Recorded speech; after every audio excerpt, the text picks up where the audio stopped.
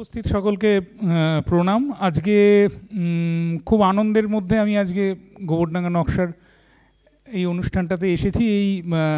এই ফেস্টিভ্যালটা 12 বছরে পড়লো এবার। একটা বাংলায় আমরা যেটাকে এক যুগ বলি, সেইটা আজকে। তো এটা খুবই আনন্দের আমার পক্ষে, এবং 12 বছর ধরে উৎসবটা হচ্ছে, এবং আমি প্রায় না প্রত্যেক বছর এসেছি, প্রত্যেক বছরই এসেছি। আমি আসিনি এরকম হয়নি। কখনো স্পিকার হিসেবে এসেছি, কখনো কন্ডাক্ট করতে এসেছি, কখনো উদ্বোধনের দিন এসেছি, সেমিনারে আলোচনা করতে এসেছি, নানাভাবেই এসেছি, কিন্তু আসিনি এমনটা ঘটেনি। প্রত্যেকটা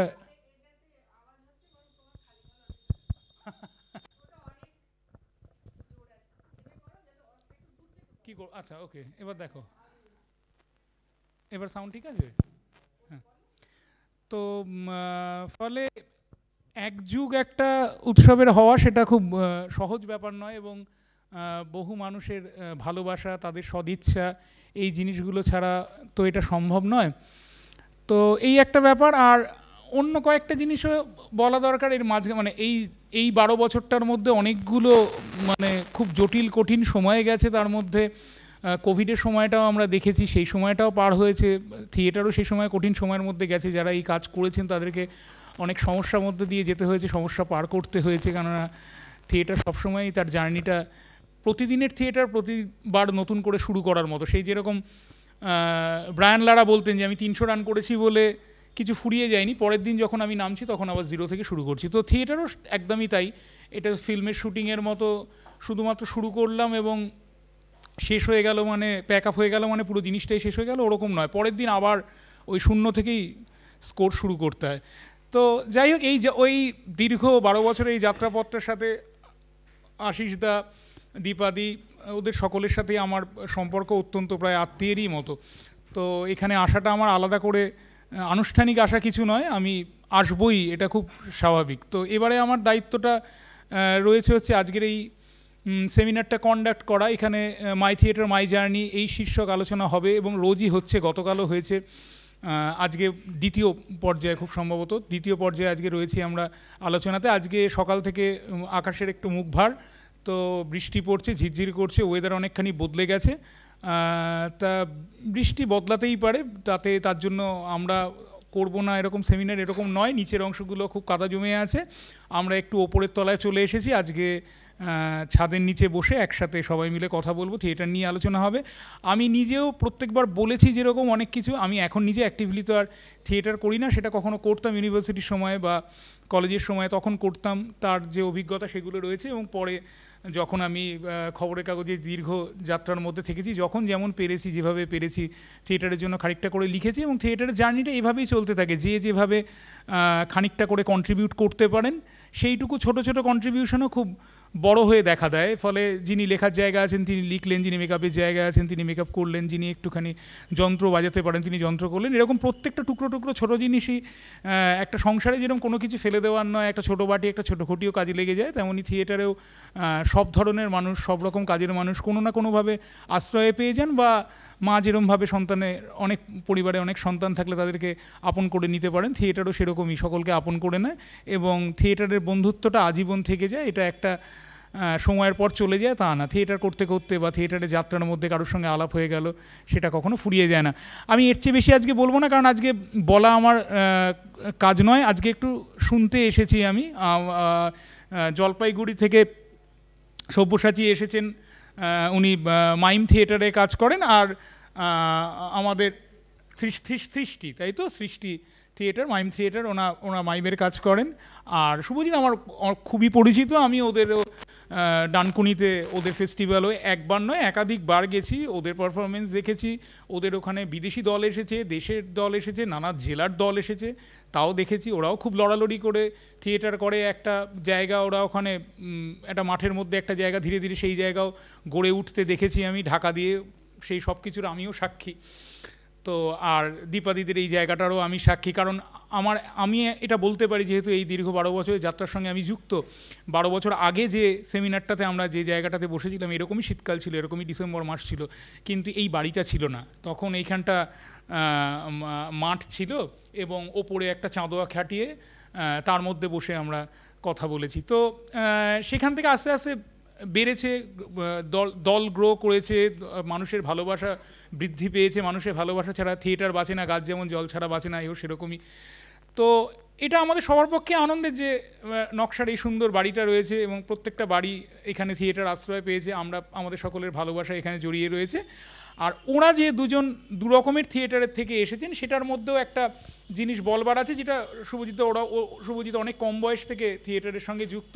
ওর লড়াইটার কথা আমি বলছিলাম, ওদের ওই ডানকুনির ওই জায়গাটা ওরা কষ্ট করে একটা সংঘাত পর্যন্ত হয়ে গিয়েছিল ওই জায়গাটাতে থিয়েটার করা নিয়ে।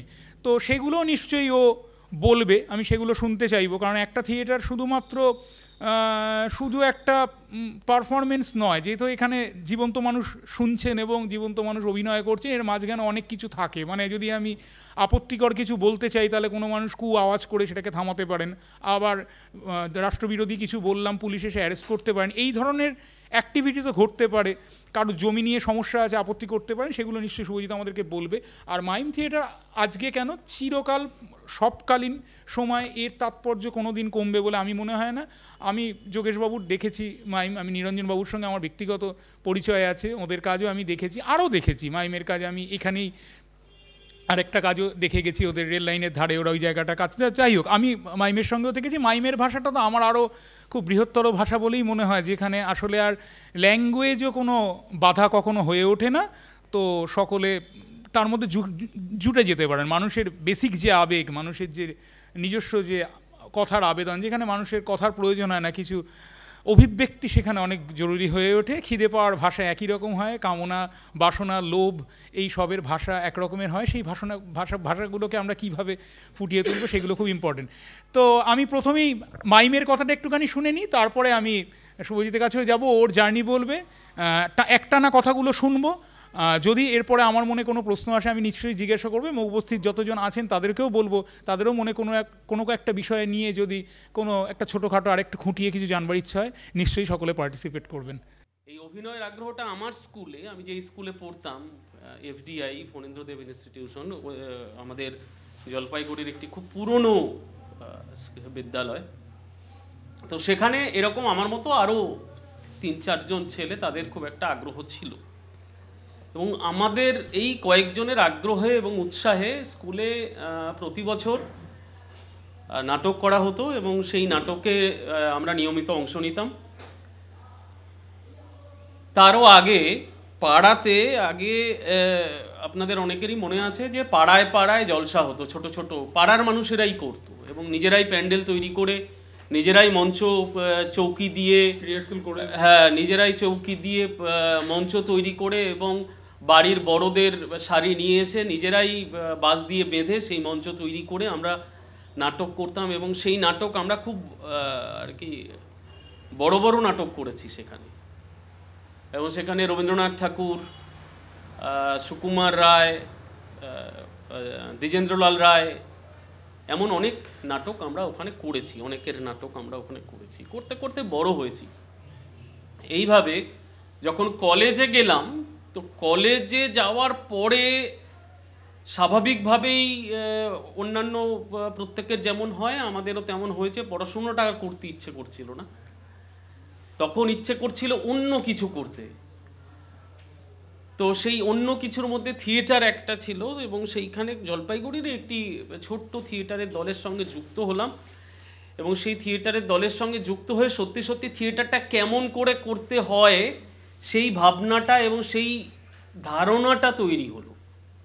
এবং থিয়েটার করতে গেলে যে অনেক কিছু শিখতে হয়, অনেক কিছু জানতে হয়, সেই ধারণাটা ওখান থেকেই শুরু হলো। তো সেইটাই জলপাইগুড়ি শিলালী নাট্যম, এবং জলপাইগুড়ি শিলালী নাট্যমে নাটক করতে করতে তার সঙ্গে আমাদের একটা রাজনৈতিক আড্ডা ছিল, যেখানে সেই সময়কার ছাত্র পরিষদ, এসএফআই, তারপর ডিএসও, এরকম বিভিন্ন রাজনৈতিক ডানপন্থী বামপন্থী বিভিন্ন রাজনৈতিক মতবাদের ছেলে মেয়েরা একসঙ্গে ওখানে আমরা হতাম এবং আড্ডা মারতাম। এমনও হয়েছে যে একজন ছাত্র পরিষদের বন্ধু এবং একজন এসএফআই বন্ধু দুজন বন্ধু সন্ধ্যেবেলায় আড্ডা মারছে, আবার তারা কলেজে দিনের বেলায় ঝগড়া মারামারি করে এসছে, কিন্তু সন্ধ্যেবেলায় একসঙ্গে আড্ডা মারছে। তো ফলে আমাদের একটা রাজনৈতিক আড্ডাও ছিল, এবং সেখান থেকে একটা রাজনৈতিক বোধও আমার মনে হয় যে এখন একটু বড় হওয়ার পরে আমার মনে হচ্ছে যে, বয়সটা যখন বাড়লো, মনে হচ্ছে যেন ওই রাজনৈতিক বোধটাও সেই সময় তৈরি হয়েছিল, যে সত্যিকে সত্যি বলবার স্পর্ধা সেই সময় থেকেই। কেননা আমরা দেখেছি যে যেই ছেলেটি ডানপন্থী একটি সংগঠনের সঙ্গে যুক্ত, সে কিন্তু একটি বামপন্থী ছেলে যখন একটি সঠিক রাজনৈতিক বোধের কথা বলছে সেটা মেনে নিচ্ছে, ঠিক উল্টোটাও তেমনি।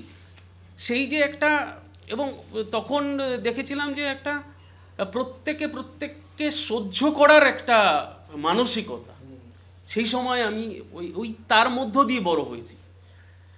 তো এইভাবে বড় হতে হতে, এবং আমরা সেই সময় হাসপাতালে রাত জাগতাম, কারুর রক্ত দরকার হলে রক্ত দিতে যেতাম, সবই করতাম আমরা। এই করতে করতেই একজন মানুষের সঙ্গে পরিচয় হয়ে গেল, সেই মানুষটির নাম হচ্ছে তীর্থঙ্কর রায়। তাকে আমরা খুব সন্দেহভাজন মনে করতাম। একটি ঝোলা ব্যাগ নিয়ে সারা জলপাইগুড়ি শহরে হেঁটে হেঁটে বিড়ি খেতে খেতে ঘুরে বেড়াতেন, এবং জানতাম তিনি একটি ছোট্ট পত্রিকা প্রকাশ করেন। তো সেই ছোট্ট পত্রিকায় কবিতা, গল্প ইত্যাদি প্রকাশিত হয়, প্রবন্ধ প্রকাশিত হয় বিভিন্ন, এবং তাতে বেশ সে সময়কার নামি দামি লোকজনের লেখাপত্র প্রকাশিত হচ্ছে। কিন্তু লোকটি একটি পাজামা না, প্যান্ট, এমনি ওই সুতির প্যান্ট, একটা সুতির পাজামা, একটা ঝোলার, একটা বিড়ি। আমরা ভাবতাম, আরে এই লোকটার সঙ্গে কিভাবে সুনীল গাঙ্গুলির যোগাযোগ থাকতে পারে, হে মিথ্যে লিখছে।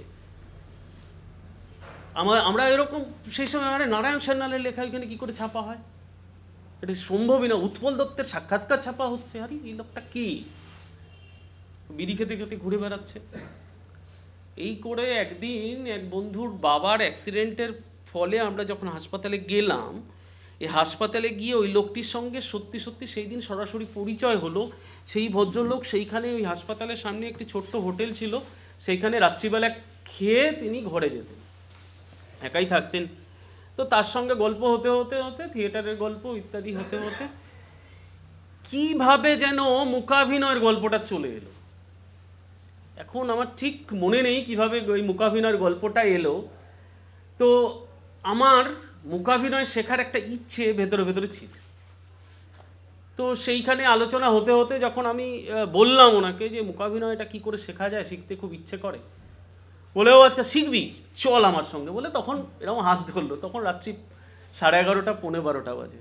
না এখন, বলে না চল না তুই আমার সঙ্গে। তো এবার উনি হাঁটতে হাঁটতে নিয়ে গেলেন, বলে শোন, তুই কবে যেতে পারবি আমার সঙ্গে কলকাতায়?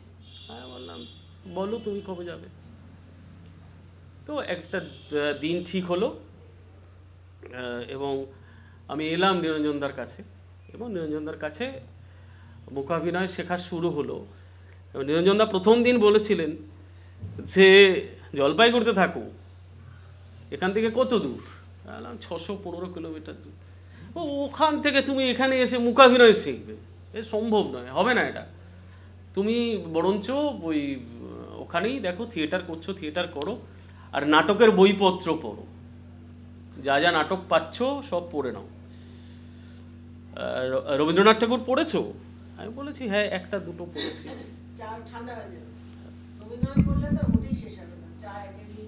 তো এবার হচ্ছে যে এই করতে করতে, তো কিন্তু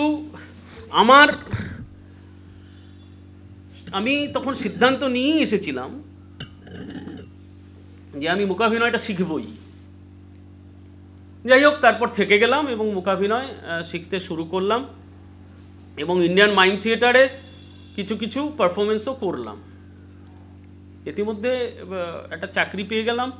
চাকরি পাওয়ার পরে নিরঞ্জনদা বললো শোন, চাকরি ছেড়ে দেওয়াটা একদমই বুদ্ধিমানের কাজ হবে না, হ্যাঁ, অন্তত দিনের শেষে ডাল ভাতটা ঠিকঠাক থাকবে, সুতরাং তুই চাকরিতে জয়েন কর। আমার একদমই ইচ্ছে ছিল না সেই সময়।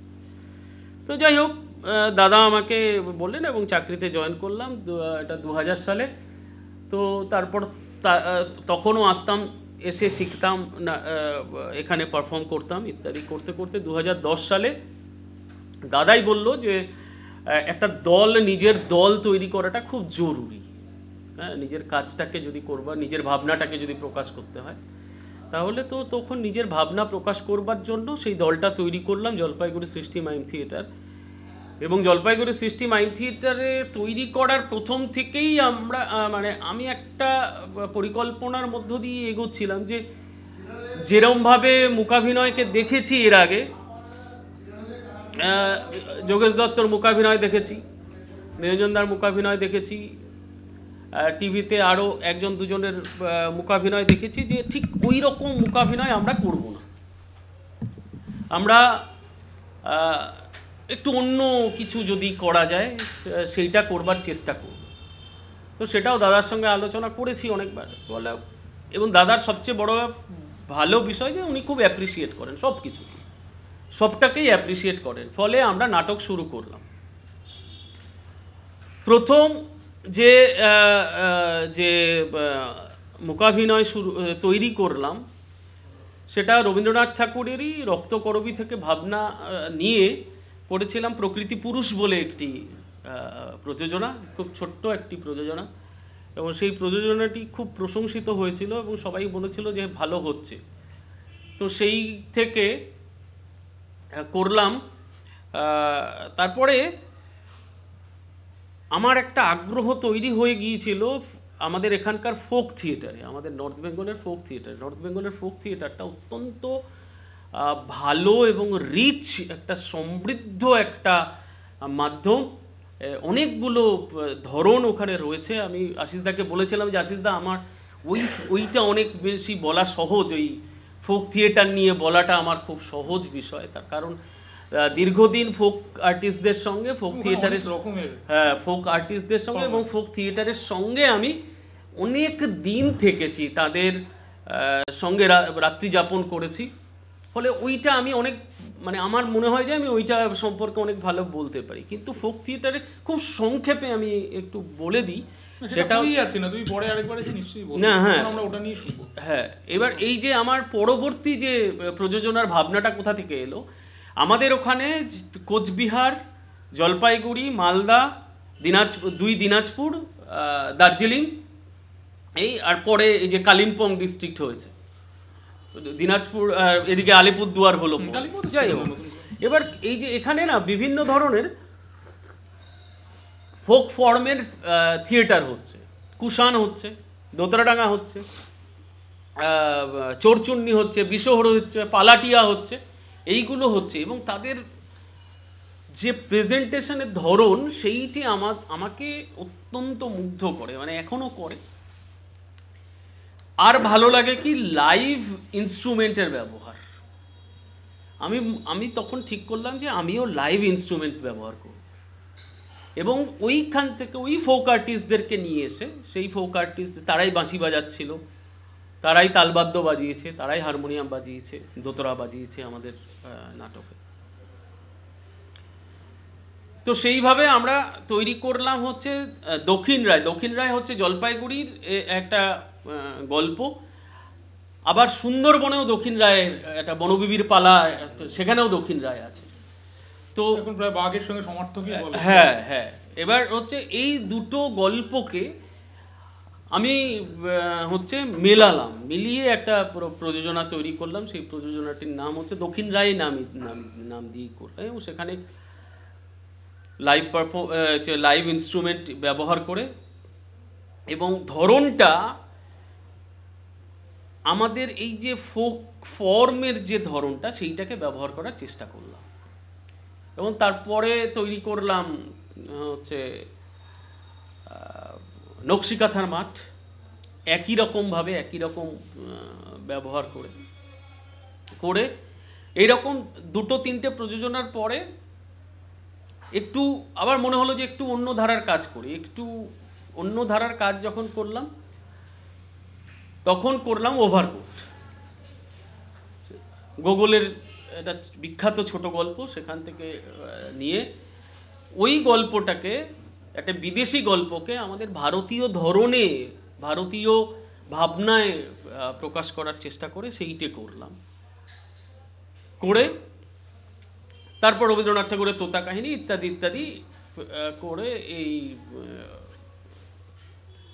আমরা ঠিক কোভিডের আগে করেছিলাম কালমৃগয়া রবীন্দ্রনাথ ঠাকুরের।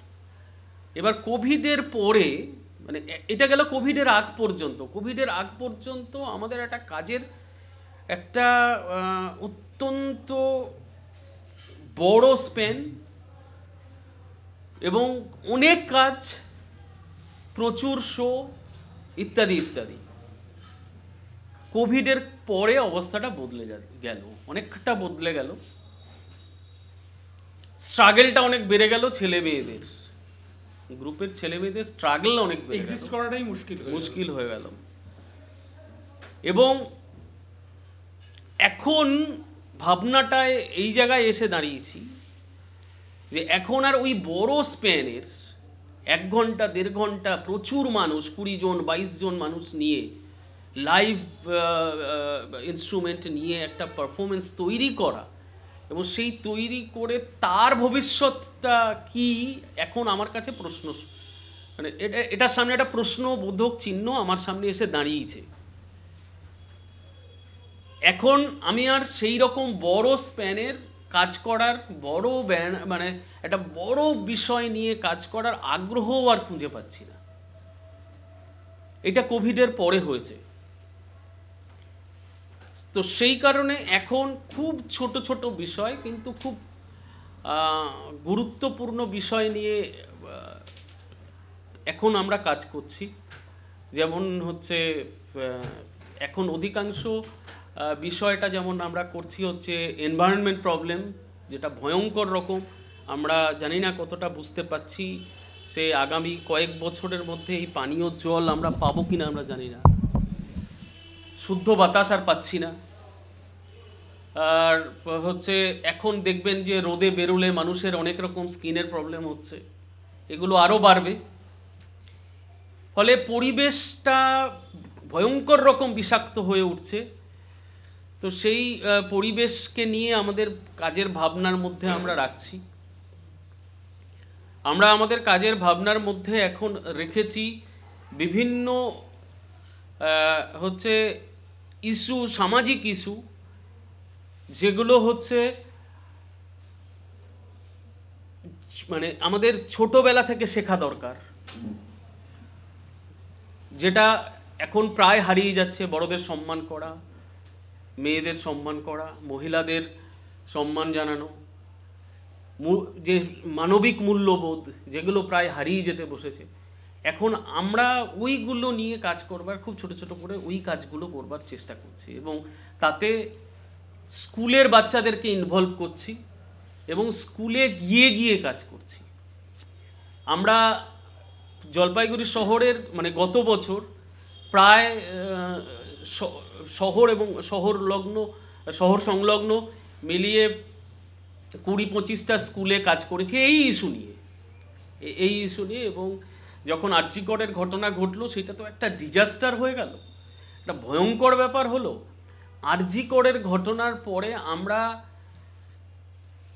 স্কুলের বাচ্চাদেরকে, যেমন আমরা আমাদের গ্রুপের কাজ করেছি, তেমনি স্কুলের বাচ্চাদেরকে নিয়ে কাজ করেছি। তৃতীয় লিঙ্গর যে সমস্যা সেটা নিয়ে কাজ করেছি এবং সেটা এখন এই সময় চলছে।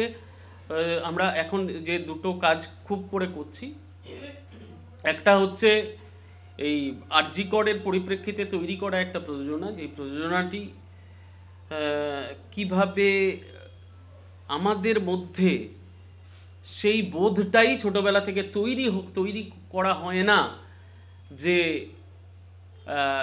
মহিলারা আমাদের মতোই, প্রত্যেকের মতোই সাধারণ স্বাভাবিক একজন মানুষ। এই বোধটা আমাদের ছেলেবেলা থেকে করা হয় না।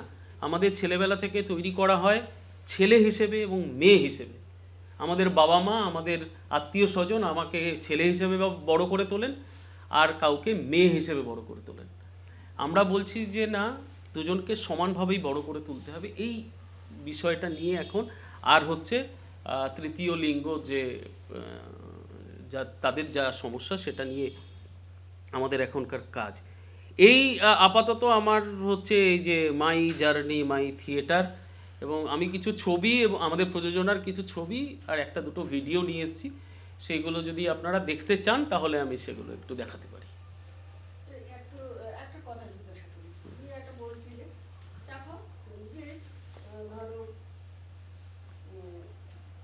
তুমি একটা প্রযোজনা করলে সেটা রবীন্দ্রনাথের ভিত্তিতে, রক্তবরণী ভিত্তিতে একটা প্রযোজনা করলে, সেখান থেকে তুমি তোমার পরবর্তী প্রযোজনা সেটা তুমি চলে গেলে ফোকে, একদম সেকেন্ড, তাই তো?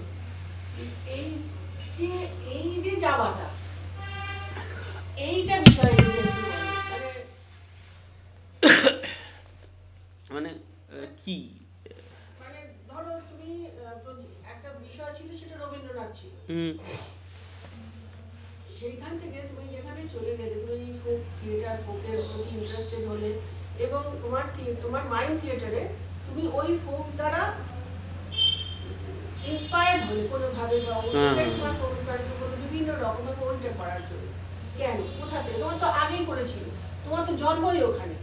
হ্যাঁ, আমার এটা একটা ছোট্ট জিনিস আমি বলতে পারি, এরকম একটা জিনিস নিয়ে, এটা আমার মনে পড়ছে না, বোধহয় তৃতীয় বছর বা চতুর্থ বছরে একটা সেমিনার হয়েছিল, যেটাতে এক থিয়েটার যেখানে তৈরি হয় সেই জায়গাটার আঞ্চলিক যা যা উপকরণ, হ্যাঁ, সেগুলোর ব্যবহার কতখানি সেইখানকার থিয়েটারে পড়ছে, এইটার ওপরেই আলোচনাটা ছিল। মানে অনেকভাবেই পড়ে, মানে এটা পড়তে বাধ্য, তুমি যেখানে রয়েছে। যেমন তুমি বাইরে যেটা বলছিলে যে তুমি মাইমটা শিখলে, তারপর তোমার মনে হলো যে লাইভ মিউজিক আবার ইংরেজি নাটক হয়, কলকাতার নাটক হয়, বা তোমার ওখানে লাইভ মিউজিক বলতে তুমি ওখানকার গানকে খুঁজে পেলে। তোমার এই যে দু তিনটে জিনিস আলাদা আলাদা পড়েছিল, তুমি ওটাকে মিলিয়ে নিয়ে একটা তৈরি করলে জিনিস।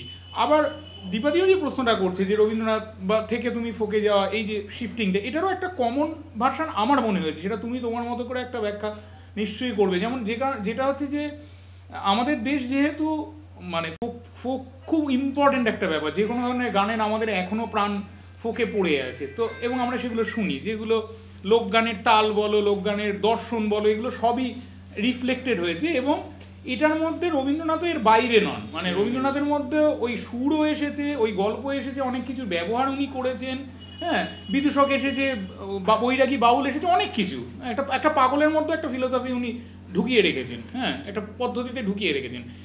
এখন এইটা মানে দীপাদিও যেটা জানতে চাইছে বা বলতে চাইছে, যেটা আমাদেরও মনে হচ্ছে যে তোমারটা সেক্ষেত্রে একটু রিভার্স হয়েছে, মানে তুমি আগে রবীন্দ্রনাথ তারপরে ফোকে গেছো, বা তুমি কিভাবে ভেবে ওইটা হয়েছে, ওই শিফটিং ঠিক নয়, আমি বলবো দেখিনি, হ্যাঁ জানি না, এটা এবার বলো যে ভাবনাটা কিভাবে। সেটা হচ্ছে যে যখন রক্তকরবী থেকে প্রকৃতি পুরুষ করলাম, সেইটে তার মধ্যে ফোকের কিছুই ছিল না। সেটা একটি, যেহেতু আমি নন ভার্বাল থিয়েটার করি, একটা নন ভার্বাল থিয়েটার ছিল, কিন্তু সেই নন ভার্বাল থিয়েটারটার মধ্যে যেটা ছিল, আমার প্রায় প্রত্যেকটাতেই থাকে, সেটাতে হচ্ছে প্রচুর হচ্ছে ডান্স থাকে, নাচ থাকে, অনেক নাচ থাকে, তো সেটাতেও ছিল। কিন্তু এই যে বললে না যে ফোকের ভাবনাটা কোথা থেকে এলো, আমি এই যে ফোক যে বিষয়টা, লোকনাটক যে বিষয়টা, সেইটা দেখাও হঠাৎ করে শুরু করি। এরকম না যে মানে জেনে বুঝে গিয়ে দেখছি ওটা ব্যবহার করব বলে, এরকম না, হ্যাঁ, মানে এরকম ছিল না। কিন্তু এইটে কি হয়েছিল, এইটে হচ্ছে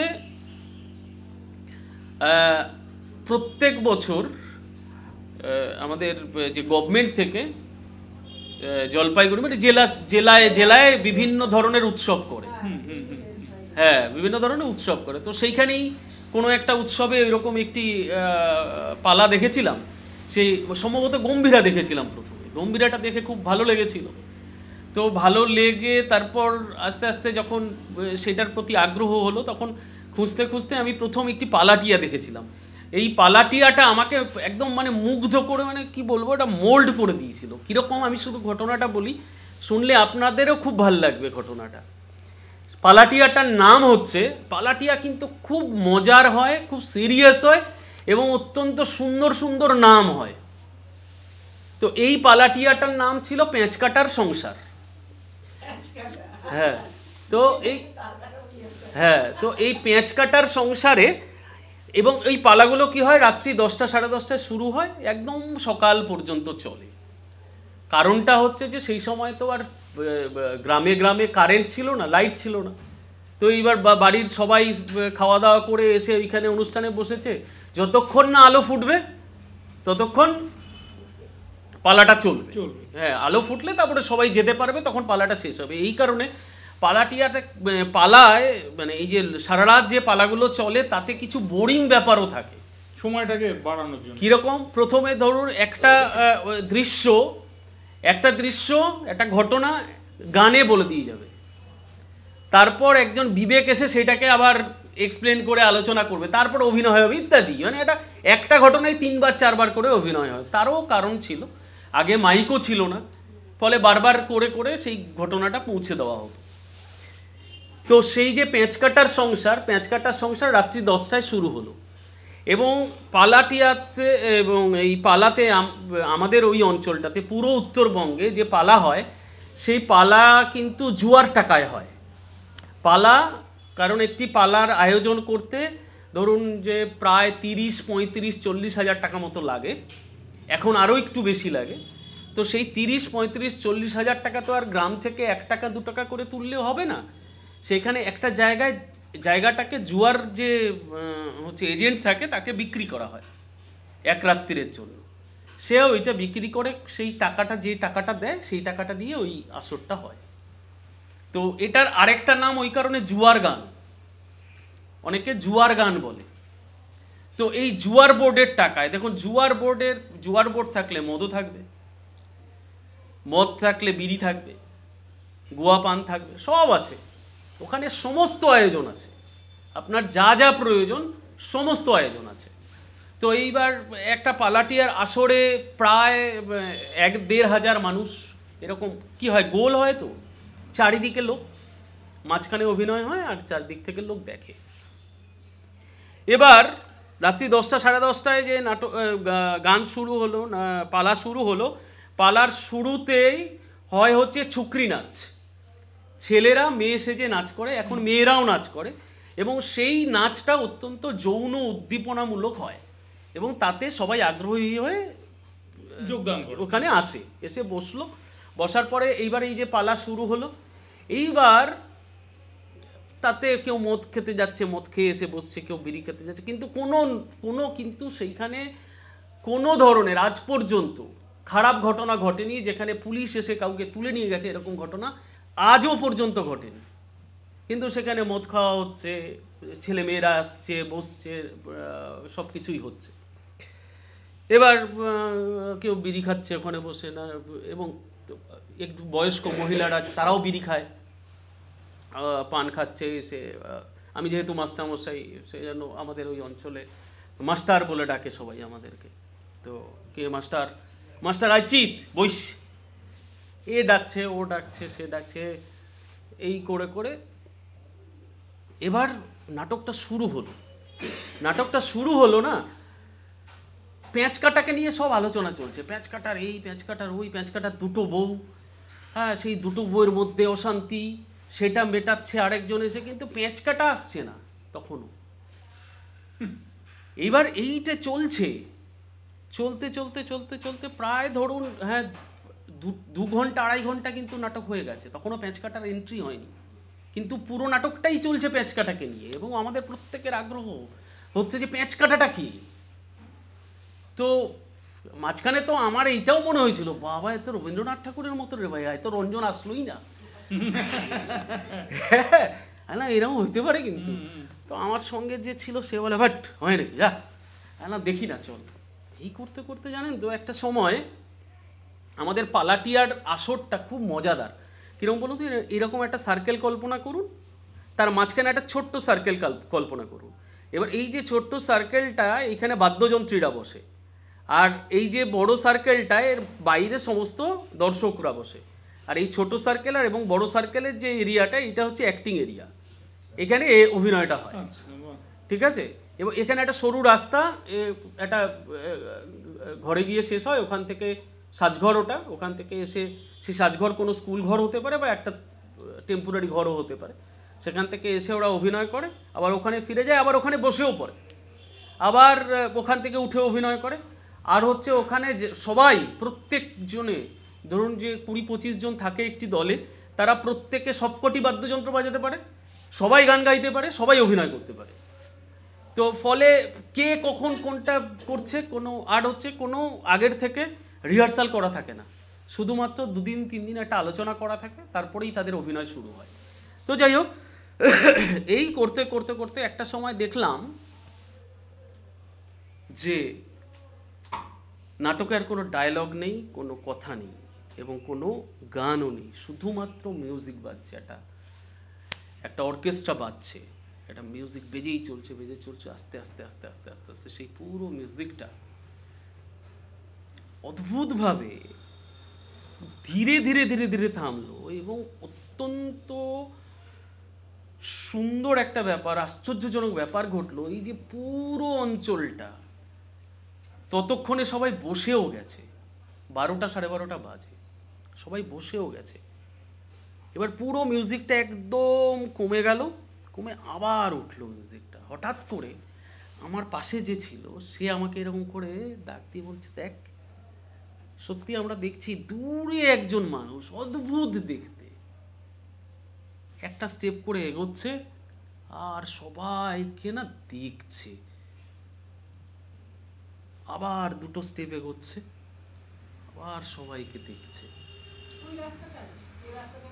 হ্যাঁ, মানে রাউন্ডটার বাইরে রয়েছে, মানে ওই তো গ্রিন রুমের যে রাস্তাটা, এটা হঠাৎ করে। এবং সত্যি সত্যি ধরুন আমি আপনাকে দেখালাম, আপনি আরেকজনকে দেখালেন, এরকম করতে করতে করতে করতে সবাই ওর দিকে।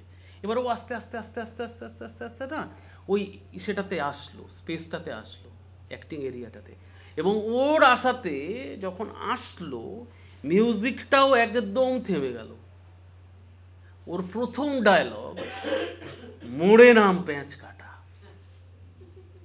আরে কি অভিনয়! এতগুলো মানুষকে একটা মানুষ নিমেষের মধ্যে হাতের মুঠোয় নিয়ে তারপর যা শুরু করলো, এবং সে যাই হোক একটা দৃশ্যে সে তাকে দুদিক থেকে টানছে, দুই বউ দুদিনকে, ও বললো মোরে নাম পেঁচ কাটা বলে একটা ডায়লগ, অসাধারণ কথা বলেছে। বলছে মুই তো 2টা বিয়াও কইসু, আরও একটা করনু হয়, কিন্তু কি করিম টাওয়ারে পায় না। অসাধারণ ডায়লগ। এবার দুই বউ 2 দিক ধরে টানছে, বলে ছটকি বুরকি তোরা তো মুখ বিনা টিকি দেন ফারাক্কা নিগা বরে। এরকম অসাধারণ সব ডায়লগ এবং অসাধারণ অভিনয় করতে করতে ভদ্রলোক সারা রাত অভিনয় করলেন, ওই রাত্রি, মানে ওই 12টা 12:30 ওই সময় থেকে। আমি না মানে ওই নাটকটা হচ্ছে আমাকে আবার বদলে দিল। ওইখান থেকে ভাবনা এলো যে আমরা এই রকম কিছু করতে পারি কিনা, সেইখান থেকেই করেছিলাম। আচ্ছা, একটা জিনিস আমি একটা জিনিস জিজ্ঞাসা করছি। ধরো নাটকের, বিভিন্ন ভাষার নাটকের ক্ষেত্রে একটা মূল সমস্যা হচ্ছে ভাষাটাই, মানে নাটকের নিজের ভাষা তো আছেই, কিন্তু যে ভাষাটাতে নাটকটা চলছে ওই ভাষাটা একটা বাধা হয়ে যায় এক এক সময়। মানে আমি বিদেশি নাটক দেখেছি, ধরো জার্মান নাটক দেখেছি, ইটালিয়ান নাটক দেখেছি, তাতে এমনও দেখেছি জার্মান নাটক চলছে, ওপরে সাবটাইটেল একটা রো দিয়ে যাচ্ছে, এরমও দেখেছি, এরমও হয়। কিন্তু মূকাভিনয়টার ক্ষেত্রে তো সেই বাধাগুলো অ্যাকচুয়ালি আসলে তো নেই। মানে তো এইটা মানে আরেকটু জনপ্রিয়তা পেল না কেন? মানে আমার পরিসংখ্যান দেখে বা যত পরিমাণ শো হয় দেখে, সেটাতে আমার মনে হয় এটা ঠিক কোথায় আটকাচ্ছে। কারণ এটা তো কিছুতে আটকানোর কথা নয়। মানে ধরো একটা মানুষ কাঁদছে, তাকে দেখলে আমার কিছু বোঝার দরকার নেই, আমি বুঝতে পারছি সে কাঁদছে। এইটা যেখানে মানে এত ক্রুড যেখানে ভাষা, যেখানে খিদে পেলে জিভ দিয়ে জল বেরোচ্ছে, এই যে ভাষা দিয়ে যে নাটকের গড়ন, হ্যাঁ, সেটা কেন মানুষের সঙ্গে, এটা কি কোথাও একটা বাধা পাচ্ছে নাকি? না এটা করে আমি ডায়লগ দিয়ে নাটক বললে বেশি ফেম পেতে পারি, এটার কারণে এখনকার অভিনেতারা সরে যাচ্ছে, এরকমও কি কিছু? নাকি একবার আমাকে নিরঞ্জন দা অদ্ভুত একটা আফসোসের সঙ্গে বলেছিলেন, মানে এটা খুব অদ্ভুত একটা, মানে খানিকটা অভিমান এটার মধ্যে, যে আমাকে দেখলেই সবাই বলে ওই তো মাহিমের, হ্যাঁ নিরঞ্জন দা বলছে আরে আমার যে ডায়ালগ বলে নাটক করার একটা দীর্ঘ ইতিহাস আছে, যেটা অনেকে জানি না। হ্যাঁ, এটা নিরঞ্জন দা আমাকে বলেছেন। আমি বললাম হ্যাঁ সত্যিই তাই, এটা এইভাবে হয়তো আপনাকে কেউ ভাবে না, মানে আপনি মাইমের সমর্থক এরমভাবে বরং ধরে নেয়। তো এটা এইভাবে বিচার করলে তোমার এটা কি মনে হয় যে এই যে মানে যেতে এই জায়গাটাতে অসুবিধাটা কোথায় হয়? মানে এখানে তো ভাষার যোগাযোগ আরো বেশি ধরে ফেলার জায়গা ছিল, কারণ এখানে ভাষার বাধাটাও নেই। মানে এখান থেকে ধরো আমি বলছি, ধরো আমি খবরের কাগজে কাজ করি, আমি বাংলায় লিখছি, আমি ম্যাক্সিমাম আমার ইংরেজিতে মাস্টার ছিল, আমি ইংরেজিতে লিখলাম, এই দুটো ভাষা অব্দি আমি যেতে পারলাম। কথ্য ভাষায় আমি আরেকটু গেলাম, হিন্দি করতে পারলাম, এর বাইরে বাকি পৃথিবীটার সঙ্গে আমি সরাসরি যুক্ত হতে পারছি না। কিন্তু ধরো একটা চ্যানেলে যে ক্যামেরার কাজ করে, সে কিন্তু একটা আল জাজিরাতেও কাজ করতে চলে যায়, গেছে আমার এরকম বন্ধু। তো অ্যাকচুয়ালি মাইমের ব্যাপ্তিও কিন্তু এরমই হওয়া উচিত ছিল, কিন্তু সেটা কোথাও যেন একটা আটকে পড়েছে। সেটা কারণটা কি? মানে এর যতটা ব্যাপ্তি, তা কি যারা এটা নিয়ে কাজ করছেন তারা বুঝতে পারছেন না, নাকি না বুঝতে পেরে ওভাবে এগোতে চাইছেন না, যে না ডায়ালগ বললে আমি বেশি জনপ্রিয় হতে পারি, চুপ করে থাকলে খুব মুশকিল হয়।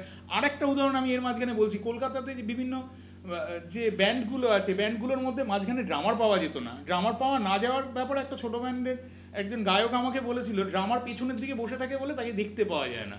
যে গিটার বাজে সে বাজাতে বাজাতে সামনে এসে পা নাচায়, যে গান গায় সে সামনে চলে আসে, সে তালটা ধরে রেখেছে যে সে পেছনে আছে। তো আমি এগুলো বলতে চাইছি যে মানে জনপ্রিয় হতে চাওয়া বা আমি কতটা সামনে চলে আসতে পারছি, আমার ওপর কতটা ফোকাস লাইট পড়ছি, এইটাতে কি কোথাও একটা অসুবিধা হয়? যে ডায়লগ বললে তবেই কি একটা সফল অভিনেতা হিসেবে মানুষ একজনকে গ্রহণ করেন, নাকি নিরঞ্জন দা সেই অভিনয় মানে সেই অভিমানটাই সত্যি যে উনি তো মাইমের লোক? এইটা একটু জানতে ইচ্ছে করছে। কি কারণ, সে তো অনেক কারণ আছে,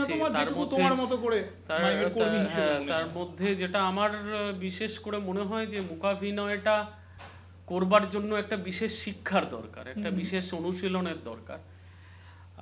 এবং এই একটা যদি কেউ একজন নন ভার্বাল একটা প্রোডাকশন তৈরি করতে যায়, আমার নিজের ব্যক্তিগতভাবে যখন আমি কাজ করতে গেছি তখনও আমি দেখেছি যে একটা অনেক পরিশ্রমের কাজ একটা, কারণ যেটা একটা কথা বললে হয়ে যেতে পারে,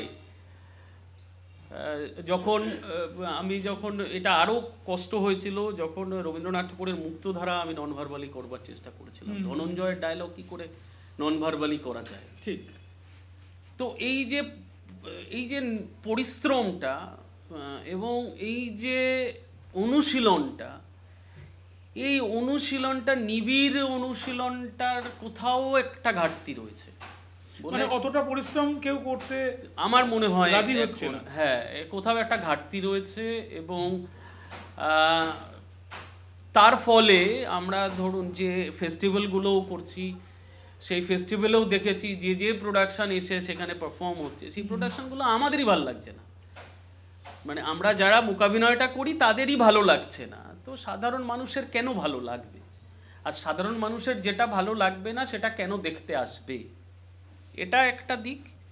আরেকটা দিক হচ্ছে সোলো পারফরমেন্সের ক্ষেত্রে আমি দেখছি যারা সোলো পারফর্ম করে তারা নির্দিষ্ট কিছু টেকনিকের বাইরে আর বেরোচ্ছে না। ওই দরজা দেখাচ্ছে, ঠেলা দেখাচ্ছে, ঠিক আছে না? তো একটা ওই কি বলে কাচের ভিতর দিয়ে চলছে ইত্যাদি, একটা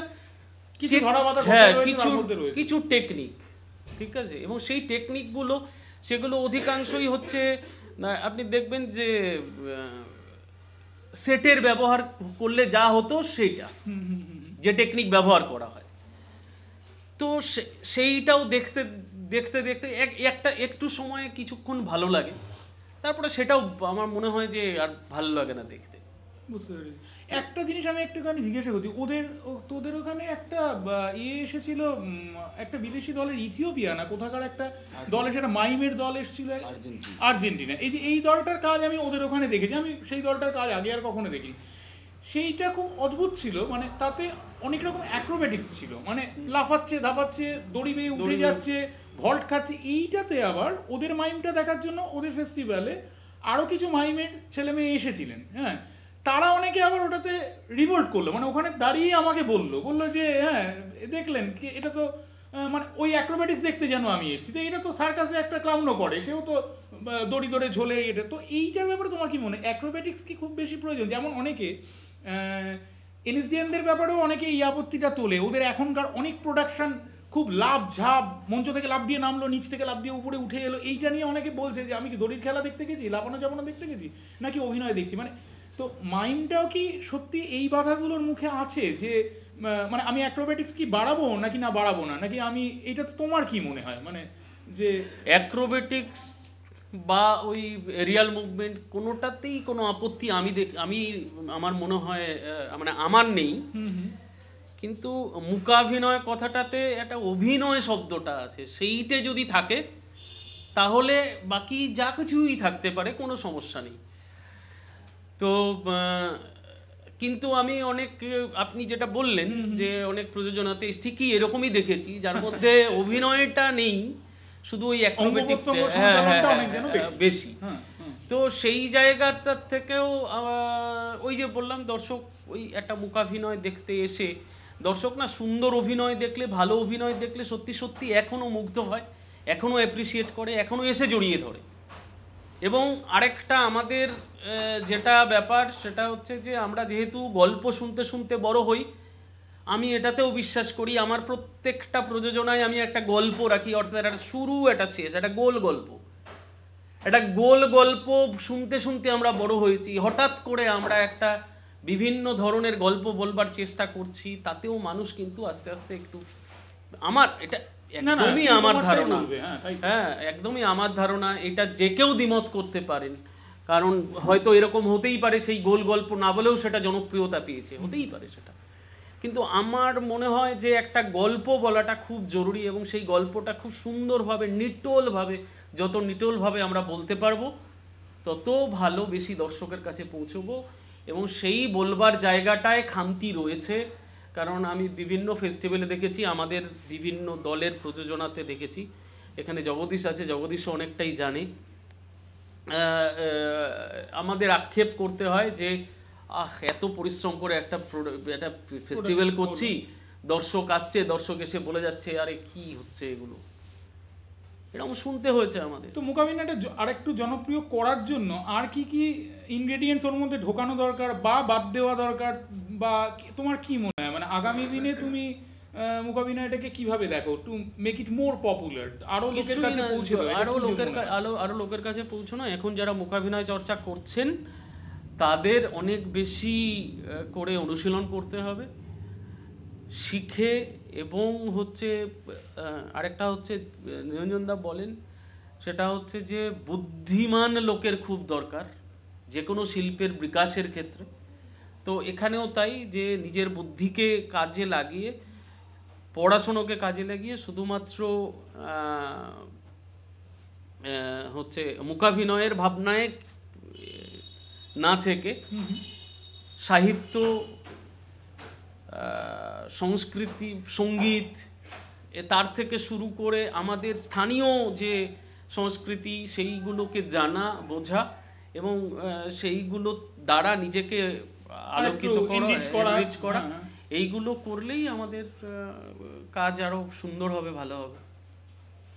ঠিক আছে, তো আমার সঙ্গে আলোচনাটা এই জায়গাতেই শেষ করলাম। অনেক কিছু আমরা জানতে পারলাম, আঞ্চলিক এলিমেন্টের ব্যবহার বা দেশি বিদেশিরা কে কীভাবে কাজ করছে, ও অনেক কিছুই আমাদেরকে বললো, এবং ওরা এখন যে ধারাটাতে কাজ করছে, যে পরিবেশ বাঁচানো, যেটা এই মুহূর্তে খুব ইম্পর্টেন্ট, আগামী দিনে আরেকটা বিশ্বযুদ্ধ হলে সেটা জল নিয়েই হবে, ও যেটা বলছে সেটা ভুল নয়, জল নিয়েই পরবর্তী যুদ্ধটা হবে।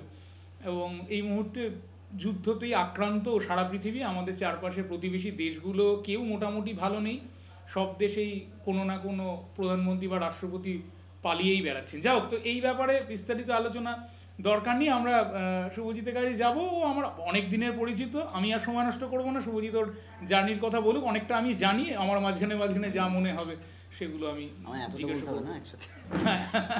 এতটা বলতে হবে না, তোর যতটা মনে হয় খুবই অল্পই বলবো, কারণ আমার এই দুটো ফেজ আছে, জার্নি, মাই থিয়েটার। মাই থিয়েটারটা সম্পর্কে একটু বলতে পারবো, জার্নিটা এতটাই ছোট যে আর কি বলবো। আশিসদাকে অনেক ধন্যবাদ, নকশাকেও কৃতজ্ঞতা আমাকে এইটুকু বলার সুযোগ করে দেওয়ার জন্য। আসলে আশিসদাদের কাজ দেখেই আমাদের বড় হয়ে ওঠা, মানে প্রতি বছর আশিসদারা, আমাদের ওখানে একটা বইমেলা হয়, ডানকুনি বইমেলা, ওইখানে যেতেন, এখন বোধহয় যাওয়া হয় না, কিন্তু আমরা প্রতিবারই আর কি, তখন আলাপও ছিল না, নিয়ম করে নাটকটা দেখতাম। মানে আমার মনে আছে রাজার অসুখ সম্ভবত ওখানে একবার হয়েছিল, তারপর বিনোদিনীও হয়েছিল, আমি সব নাটকই ওখানে দেখেছি। ফলে এই জার্নিটা কোথাও না কোথাও পরোক্ষভাবেও নকশার সাথে জড়িত আর কি, দেখা এবং বড় হওয়া। এবং আমার মনে হয় যে আমাদের মোটামুটি সকলের শুরুর জার্নিটা কাছাকাছি একই, এবং আমার এটা খুবই মনে হয়, দুঃখ হয় যে আমরা হয়তো শেষ জেনারেশন যারা এই গল্পগুলো বলে যেতে পারবো, তারপরে হয়তো এই গল্পগুলো পাল্টাবে। এখন যারা থিয়েটারে আসছে তাদের শুরুর গল্পগুলো হয়তো অন্যরকম হবে, অনেক বেশি প্রাযুক্তিক হবে, ফলে সেইটা একটা ব্যাপার। আর সুন্দর শব্দটা ব্যবহার হলো, হ্যাঁ তারপর হ্যাঁ, তো সকলের মতোই আর কি বিষয়টা হচ্ছে, আমরা শুনেছি বড় হতে হতে যে আমরা আমাদের সব থেকে খুবই কাছের এবং ভালোবাসার অ্যাটাচমেন্টের জিনিসগুলো আমরা কখনোই চয়েস করতে পারি না। মানে আমাদের বাবা মাকে আমরা চয়েস করতে পারি না, আমরা কেমন দেখতে সেরকম আমার নাক মুখ চোখ গায়ের রং কিছুই চয়েস করতে পারি না, নামটাও পারি না। ফলে থিয়েটারটাও, সন্দীপ চট্টোপাধ্যায়ের নাম ছিল পশুপতি, উনি পরে ওটা এফিডেভিট করেন। হ্যাঁ, তো থিয়েটারটাও ফলে যেহেতু আমার ব্যক্তিগতভাবে আমরা যারা থিয়েটার করে এতদিন ধরে মানে থিয়েটারের মধ্যেই বেঁচে আসার চেষ্টা করেছি, তাদের এই থিয়েটারে আসাটা এবং থিয়েটারকে চয়েস করে নেওয়াটা একটা বাই ডিফল্ট হয়ে গেছে আর কি। ফলে আমি খানিকটা প্রিভিলেজড এখানে, কারণ আমার পারিবারিক সূত্রে একটা থিয়েটারের ছোঁয়া ছিল। আমার বাবা নাটক করতেন, সেটা আমার বাবার থিয়েটার করাটা খুব একটা প্রফেশনাল ওয়েতে খুব ব্যস্ততার মধ্যে কাটেনি, কিন্তু পাড়ায় নাটক করা, অফিস ক্লাবে নিয়মিত নাটক করা, নাটক পরিচালনা করা ইত্যাদির মধ্যে দিয়ে গেছে। ফলে ওই সূত্রে ছোটোবেলা থেকেই নাটকের মধ্যে ঢুকে পড়া, বাবার পাড়ার রিহার্সালের মধ্যে অনেক ছোট বয়স থেকে বসে থাকা, কি ভালো লাগতো জানি না, এমনি বসে থাকতাম, শুনেছি, সেগুলো আমার স্মৃতিতে নেই, এগুলো সব শোনাই আর কি। এই একটা পরিবেশের মধ্যে দিয়ে কোথাও গিয়ে নাটকের সাথে একটা অ্যাটাচমেন্ট তৈরি হয়। এবং আমি বোধহয় শুরু আমার এক পারিবারিক অনুষ্ঠানে, আমাদের ছোটোবেলায় তখন আমার 7 বছর বয়স এরকম কিছু একটা হবে, সেখানে চণ্ডালিকা হচ্ছিল, সেখানে আমি একটি ওই সন্ন্যাসীর চরিত্রে অভিনয় করেছিলাম এবং হেসেও ফেলেছিলাম মঞ্চে। তো যাই হোক, সেগুলো দিয়ে সেটা আমার একেবারেই একটা পারিবারিক জার্নি। তারপরে একটু ইন্টারাপ্ট করছি, একটা মজার কথা শুধু বলি এই প্রসঙ্গে। সেটা হচ্ছে, আমি একটি চণ্ডালিকা দেখেছিলাম মুখ নাটক। সেখানে যখন যাচ্ছে, জল আনতে যাচ্ছে, তখন সিনথেসাইজারে বাজছে সাত ভাই চম্পা জাগরে জাগো। তো সেখানে মুখাভিনয়, সরি না, এটা হচ্ছে প্রাযুক্তিক অতি ব্যবহার। না, আমি বলছি মুখ নাটকে এটাও হয়েছে, পোস্ট মডার্ন চণ্ডালিকা। সরি। তো এরপরে মূলত আমাদের অঞ্চলে আর কি, ডানকুনিতে আমি থাকি, সেই অঞ্চলে একটি নাচের দল, তারা একবার ঠিক করলো আলিবাবা 40 চোর করবে। ওখানে আমি আঁকা শিখতাম। আমরা ছোটোবেলা থেকেই বাবা মা ঠেলে ঠুলে কিছু না কিছু একটা শেখার এক্সট্রা ক্যারিকুলার অ্যাক্টিভিটির মধ্যে ভর্তি করে দিতেন, সেখানে আঁকা আমি শিখতাম। তো তাদের ডাকাতের দলের প্রয়োজন ছিল, ক্রাউড। তো সেইখানে যারা যারা ওখানে আঁকা শিখতো তাদের মধ্যে থেকে বেছে বেছে কিছু ছেলে মেয়ে ইন্টারেস্টেড, সেইখানে আমি একটি ডাকাতের, তো সেখানে লাফালাফি, ঘোড়ায় চড়া ইত্যাদি ইত্যাদি করার পর ওইখানে যিনি অভিনয় করেছিলেন মানে ডাকাত সর্দারের রোলে, সৌমিত্র ব্যানার্জি, তিনি ইফটার সাথে যুক্ত ছিলেন। ইফটা তখন সবাই শুরু করেছে জানি, মানে দেবাশিস দত্তের ইফটা। তো ওর প্রায় তত্ত্বাবধানে বা আকর্ষণে বা বলা যেতে পারে জোরজার করেই আর কি আমাকে কোনোভাবে ইফটার সাথে যুক্ত করা হলো। এবং ইফটায় আমার মূলত থিয়েটারের যে প্রথাগত শিক্ষার যে জার্নি, সেইটা শুরু হলো। ইফটা ডানকুনিতে রবিবার করে ক্লাস করতো, দমদমের মূলত দলটি, দেবাশিস দাও আসতেন, তা আরও যারা ছিল ফাউন্ডার যারা ছিলেন, কৌশিক মুখার্জি আমার প্রথম সে অর্থে গুরু, যার আন্ডারে আমি প্রথম একটি নাটক জানলা সেটি মঞ্চস্থ হয়। আমি খুবই তাড়াতাড়ি বলছি কারণ এই জার্নিটা খুব একটা ইম্পর্টেন্ট নয়, তাও আর কি জাস্ট ছুঁয়ে যাওয়ার জন্য। তো এই ইফটার থেকে ধীরে ধীরে কাজ করা, প্রায় 2 বছরের একটা কর্মশালা করেছিল, মানে সারা বছর ব্যাপী 2 বছর আমরা ওখানে কাজ করি। এবং আকর্ষণটা এটা আমি বলছি এই কারণে, এই যে অ্যাটাচমেন্টের কথা বললাম, ভালোবাসার কথা বললাম, এখন আমি পরিবেশটা পুরোপুরি আলাদা দেখি। কারণ আমার কাছে যারা শিখতে আসেন বা যারা দলে আসার কথা বলেন, তাদের কাছে না, তারা খুব প্রিসাইজড, তারা জানে কেন তারা থিয়েটার করবে। এবং আমাদের বোকামি বা মানে সৌভাগ্য এটাই যে আমরা কেন থিয়েটার করব, কেন নাটক করবো, এটা আমরা জানতাম না। ফলে সেই কারণেই হয়তো এতদিন একটা সম্পর্ক থেকে গেছে। এইটা প্রিসাইজ হলে বা একটা কোনো অ্যাম্বিশন থাকলে হয়তো সেটা পূরণ হয়ে যাওয়ার পর বা না পর সেটা কেটে যেত বা চলে যেতাম এখান থেকে।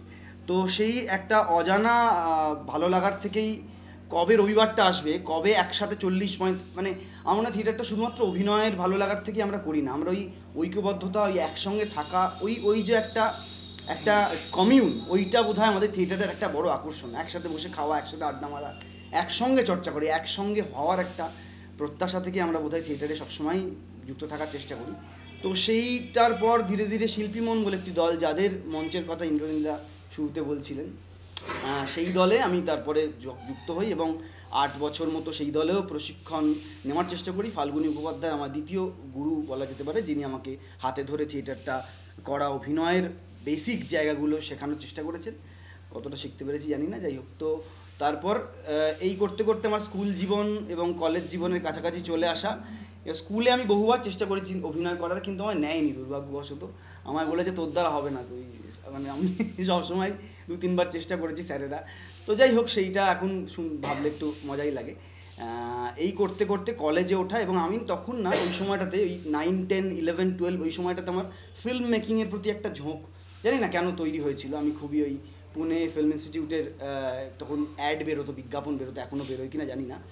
তো আমি কাটিং করে রাখতাম যে এই কটা বছর পেরিয়ে যাওয়ার পর বা গ্র্যাজুয়েশনটা হওয়ার পরেই, মানে সে অনেক দূরের কথা, কিন্তু তখন থেকে একটা ইয়ে ছিল।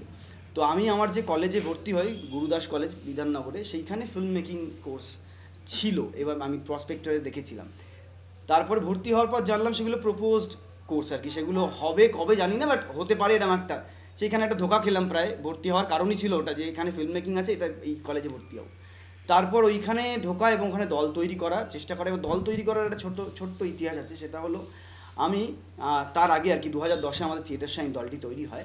তার আগে আমার একটি দল ছিল দর্পণ বলে, সেটা একেবারে আনরেজিস্টার্ড একটি এমনি ছোটো আমাদের বন্ধুদের নিয়ে তৈরি দল, এবং পাড়ায় নাটক করতাম, ছোটোখাটো বইমেলা, এমনি ছোটো অনুষ্ঠান, পঞ্চায়েতের তখন ছোটো ছোটো অনুষ্ঠান হতো, সাংস্কৃতিক অনুষ্ঠান, সেখানে আমরা গিয়ে অ্যাপ্লিকেশন জমা দিয়ে করতাম। তখন গ্রুপ থিয়েটার পত্রিকা এখন প্রায় খুবই কম সার্কুলেশন হয়, তখন তো নিয়মিত বেরোতো, 4টে করে সংখ্যা বোধহয় বছরে বেরোতো, একটা পুজো সংখ্যা বেরোতো। ওই পুজো সংখ্যায় প্রচুর বিজ্ঞাপন বেরোতো নাট্য প্রতিযোগিতায়, যেটা আমার খুবই খারাপ লাগে যে এখন দেখে যে এই প্রতিযোগিতার যে মঞ্চ, যেটা আমাদের মতো যারা একেবারেই থিয়েটারে আসা তাদের জন্য একটা প্ল্যাটফর্ম ছিল, একেবারে একটা খুবই বড় প্ল্যাটফর্ম ছিল, যেখানে আমরা নিজেদের কাজ দেখাতে পারতাম, সেইগুলো প্রায় কমে গেছে। তো ওই অনেক প্রতিযোগিতার বিজ্ঞাপন বেরোতো। আমি জুন মাস থেকে ফোন করা শুরু করতাম যে আমরা কী করে অ্যাপ্লাই করবো বা এরকম ইত্যাদি ইত্যাদি। তো প্রচুর অ্যাপ্লিকেশনে পাঠাতাম, একটার উত্তর আসতো না।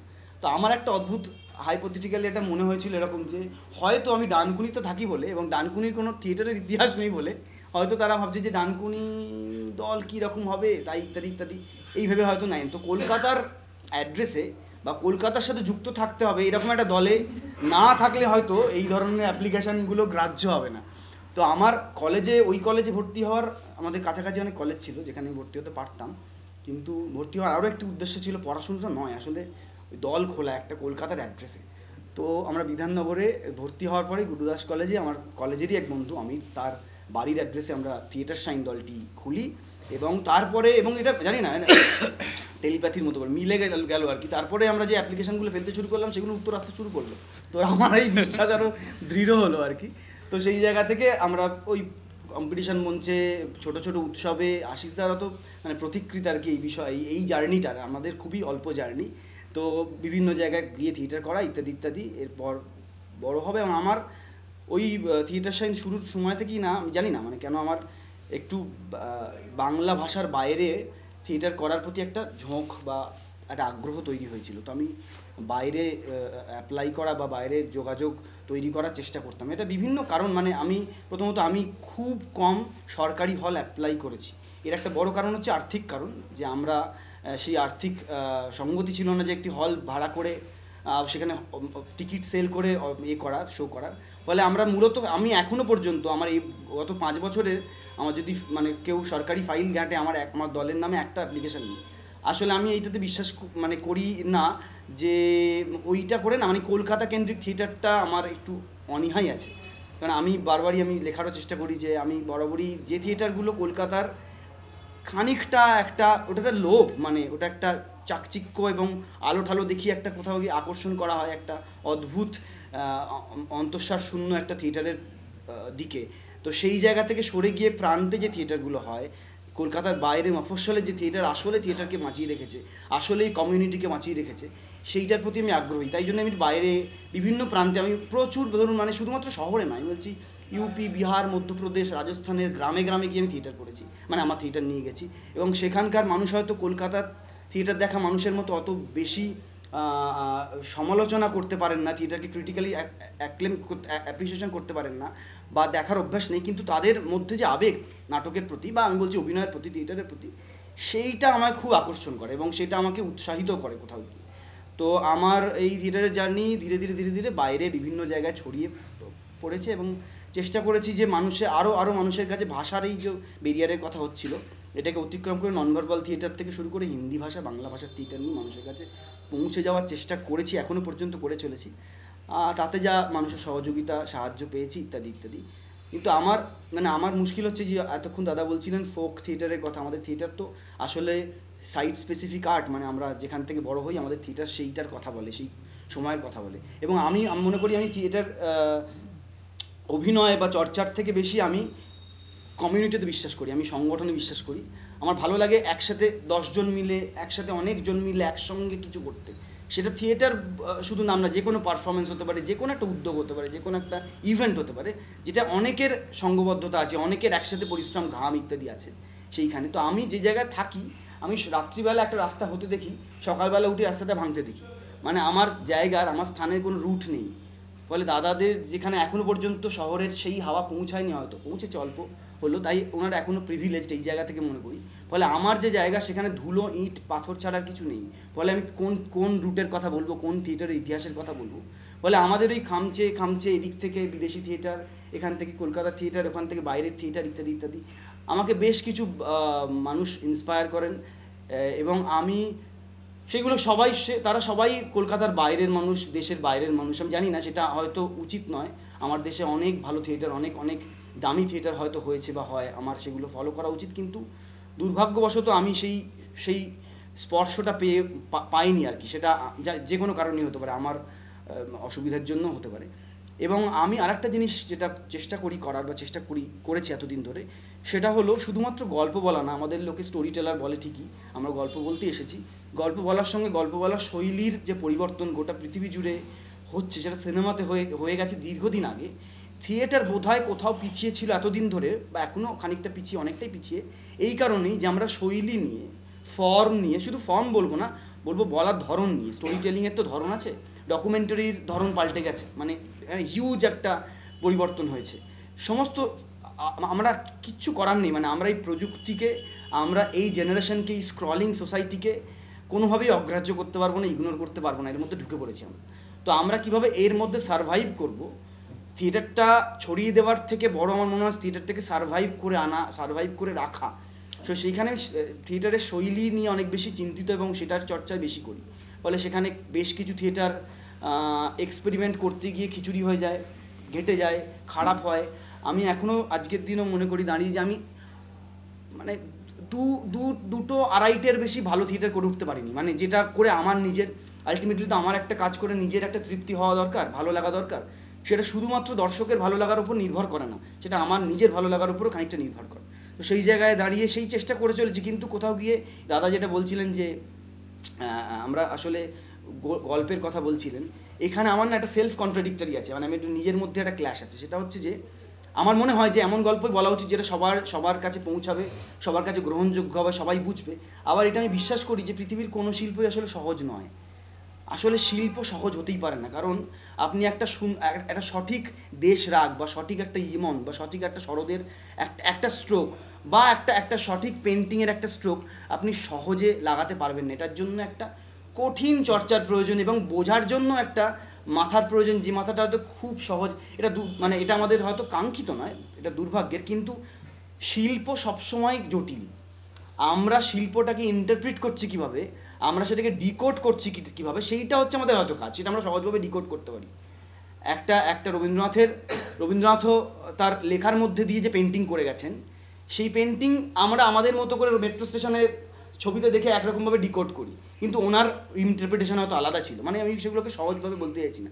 আর এখন থিয়েটারের বিষয়ে এই মাই থিয়েটার বলতে আমি একটা খুবই, আমাকে সবাই একটু দোষ দেয় যে ডিজাইনড থিয়েটার, তোমার থিয়েটারে এত ডিজাইন, এখানে আমার দীর্ঘদিন আমি খুঁজে টুজে কি জবাব দেবো তার এর মানে আমার নিজে আত্মপক্ষ সমর্থনে খুঁজে বার করে বিভিন্ন রকমের জিনিস বার করেছে। সেখানে আমার একটা মতামত আছে যে পৃথিবীতে সমস্ত কিছু তো ডিজাইনড, মানে আমরা যে বসে আছি যে চেয়ারে, আমরা যে চাটা খাচ্ছি, যে কাপে সুন্দর ফুলের ডিজাইন করা আছে, এই যে ফ্লেক্সটা, ইভেন আমরা ভাত খাই সেই চালটাও ডিজাইন ফুড, সেটাকে ডিজাইন করে ভাত করা হয়, তাই না? ফলে আমরা ডিজাইনে ঘেরা। এবার থিয়েটার নিয়ে এখন মানুষের সরে আসার একটা বড় অজুহাত হচ্ছে এত এত ডিজাইন ভালো লাগছে না থিয়েটারে।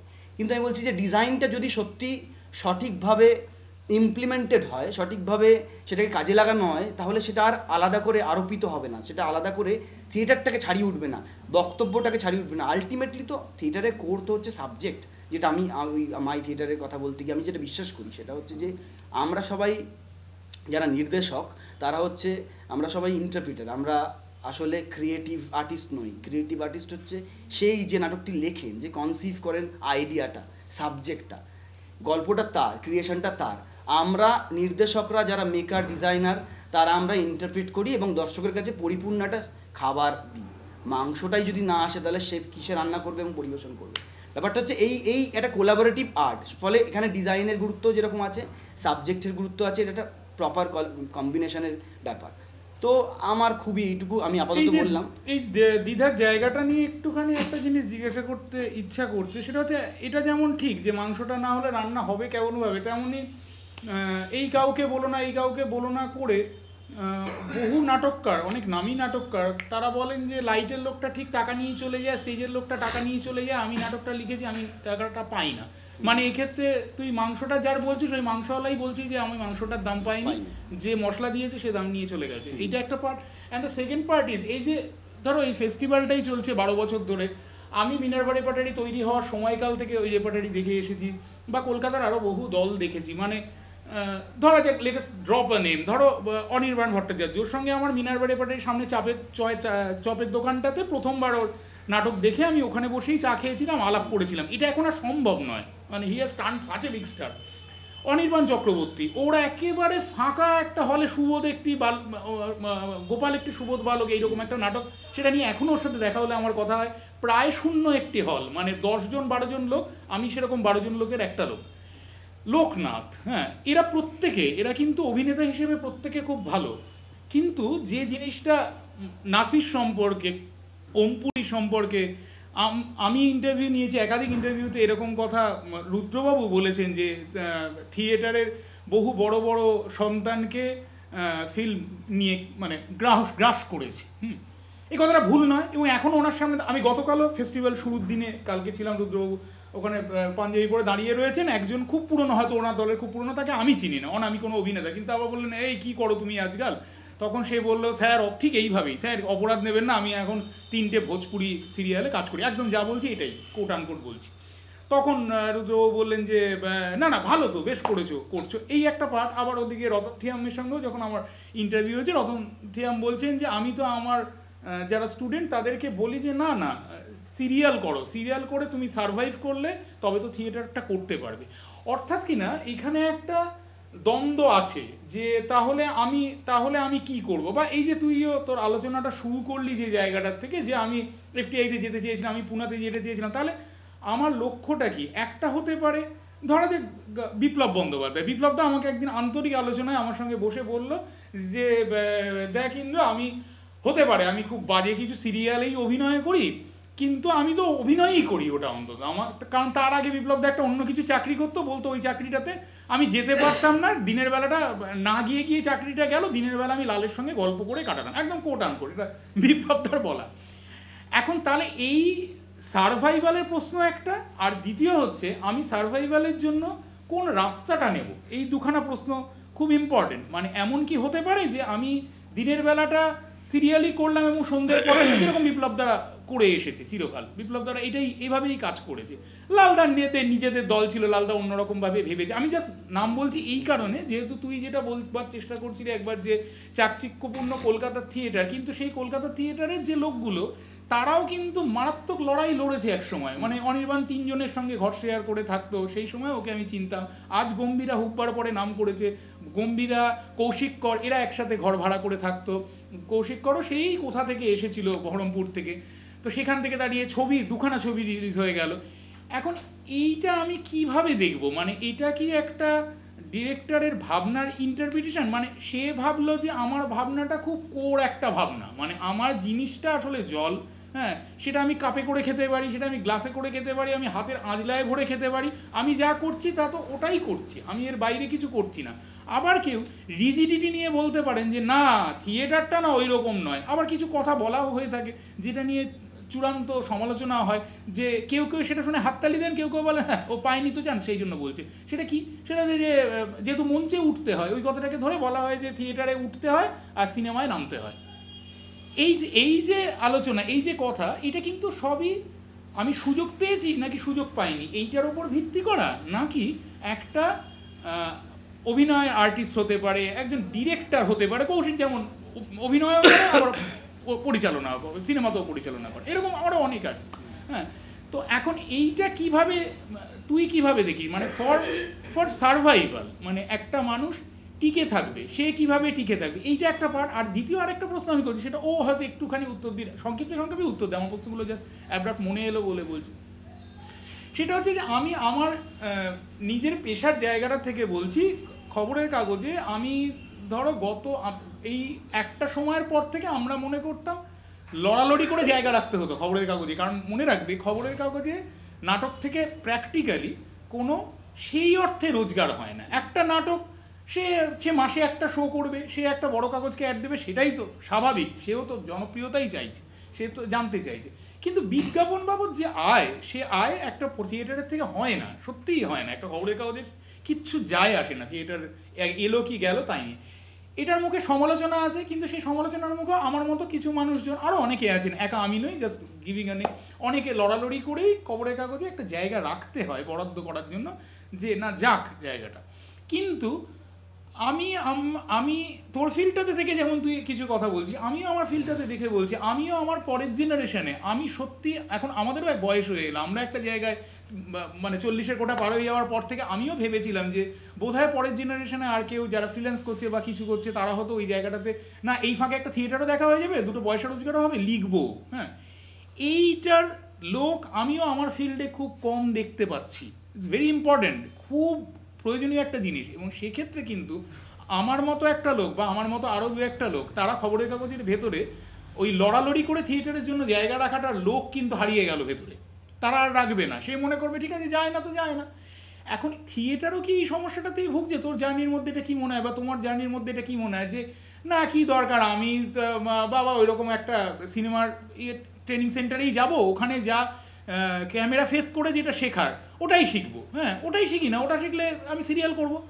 এখন সেক্ষেত্রে কি আমি শুধুমাত্র থিয়েটারটা মানগত দিক থেকে ভাববো নাকি না ভাববো ও তো ওটাই হতে চেয়েছে, ও ওটাই করেছে। এর পাশাপাশি অন্য একটা জিনিসও আমি বলবো, যারা আজকে সিরিয়াল করে বিস্ময়করভাবে, যারা নাটক থেকে এসেছে তাদেরকে সিরিয়ালের ডিরেক্টররাও অতি সহজে গ্রহণ করে, এও দেখেছি।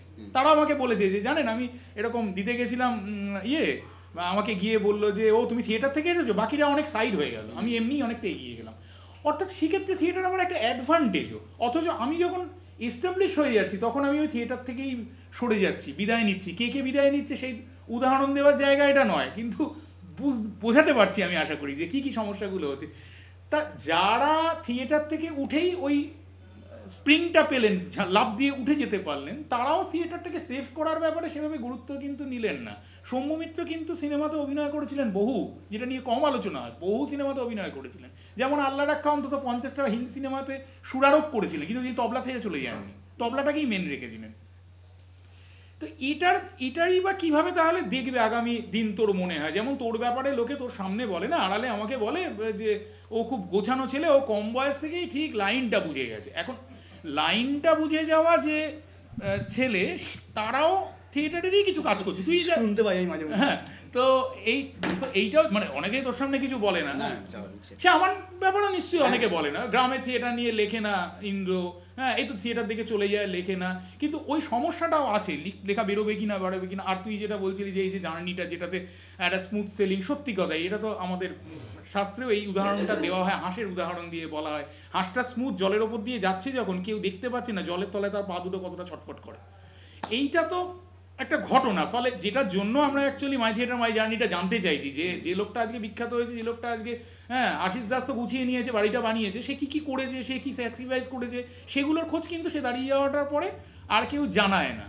ইন্দ্র তো লেখে এটা নিয়ে, কিন্তু সেটা যে মালিকের সঙ্গে এডিটোরিয়াল বোর্ডের সঙ্গে কতটা লড়ালড়ি করতে হয় সেটাও কিন্তু তারা জানে না। ফলে থিয়েটার নিয়ে যেখানে যা কিছু হয়েছে সেটার কিছু না কিছু ভেতরে লড়াই আছে। তো আগামীতে তোরাও অনেক নতুন ছেলে মেয়ে ফেস করিস, তুমিও নিশ্চয়ই ফেস করো, তাদেরকে তুমি কি দেখছো? যেমন আমিও বললাম যে নতুন যারা ফ্রিল্যান্স করতে আসে তাদেরকে দিয়ে নাটক লেখানোর ব্যাপারে তাদেরকে আমি দেখেছি, তারা অনেকেই উৎসাহ নেয় না, নেওয়া দিয়েছে আর যাই গিয়ে দেখে আসি একটা কি হয়েছে, তারপরে একটা বিচ্ছিরি করে লিখলো, আমি বললাম এই কীরকম লেখা হয়েছে, এও হয়, এটা একদম হয়। সে ভাবছে দূর একটা সিনেমা দেখতে পাঠালে অনেক ভালো হতো, হয় এটা, বা একটা ওটিটি দিত আমি দেখে নিয়ে চলে যেতাম। তো এইটা নতুন প্রজন্মের সামনে তুমি বা এইটা কিভাবে দেখছো? যারা আসছে তারা কিভাবে কথা বলছে, তারা কি ভাবছে যে মুকাবিনাটা শিখে গেলে আমার যখন সিরিয়ালে ক্যামেরাটা যখন ক্লোজ সামনে আসবে তখন আমি বাকিদের থেকে কেঁদে ফাটিয়ে দেবো, এইটা ভেবে আসছে, না কি ভাবছে যে না এটাই করে থাকবো? এইটা কিভাবে দেখছো তুমি, জায়গাটা কিরকম সেটা একটু ইন ব্রিফ বলো, আমাদের সময় হয়ে এসেছে। হ্যাঁ একদম ছোট করেই বলতেই হতো।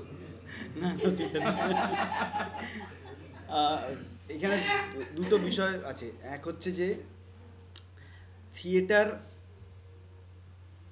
As an art, theatre as an activity or profession, এই দুটো কিন্তু আলাদা বিষয় বলে আমার মনে হয়। বেশ বেশ। যে কোনো শিল্প, যদি তুমি শিল্প চর্চা করো তার সাথে ইকোনমির দূর তার সম্পর্ক নেই। তোমাকে সার্ভাইভ করতে হবে তোমার মতো করেই। আর যদি তুমি সেই শিল্পটাকে, খারাপ কথাই বলছি, বিক্রি করে যদি তুমি সার্ভাইভ করতে যাও সেটাতেও কোনো সমস্যা নেই, তাহলে তুমি হয়তো শিল্পের সেই চূড়ায় পৌঁছাতে হয়তো পারবে না বা কাঙ্ক্ষিত সময়ের মধ্যে পারবে না, তোমায় কম্প্রোমাইজ করতেই হবে। কারণ বাজারের নিজস্ব একটা সিস্টেম আছে, যে সিস্টেমটার সাথে যে কোনো পৃথিবীর যে কোনো শিল্পের কোনো মিল নেই। কেন, বাজার সবসময় ফিডব্যাক মানে প্রফিট আশা করবে, কিন্তু শিল্প চর্চাটাই হচ্ছে দিয়ে যাওয়ার একটা প্রক্রিয়া। এখানে তোমায় শুধু দিতে হবে সময়, দিতে হবে স্যাক্রিফাইস, তোমাকে তোমার সমস্তটা, তোমার চর্চা, তোমার পরিশ্রম সবটা দিয়ে যেতে হবে।